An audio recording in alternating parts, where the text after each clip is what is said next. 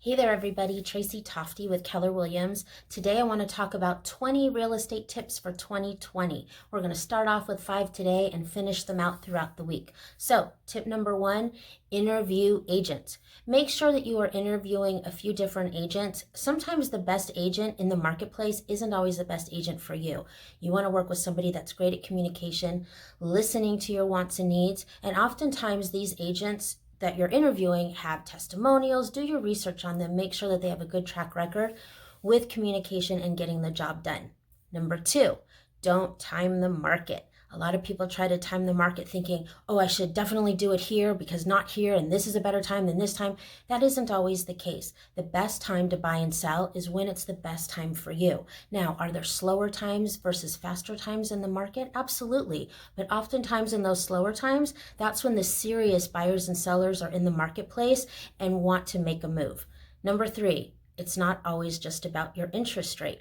A lot of people get hyper-focused on the interest rate. For example, if they're offered a 4.0 interest rate, but they want 3.8, it's not always just about that low rate. Sometimes it's about if you possibly have to move, are you able to pay off that loan without a penalty? Things of that nature. So make sure with your lender, you know the terms of the loan that you're getting yourself into because there's a lot of different variables. It's not just about the interest rate.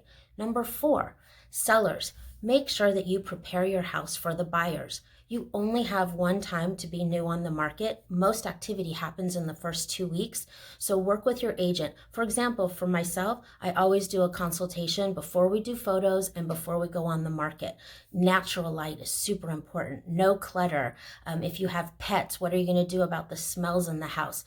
Really super important to work on that because you only have one chance to make a very good first impression.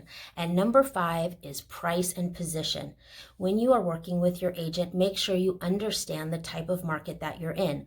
Pricing a home in low inventory versus a flooded market can make all the difference in the world. So make sure that you're working with somebody that understands those differences. Those are my 5 tips for today. I will see you tomorrow for 5 more. Thanks, guys.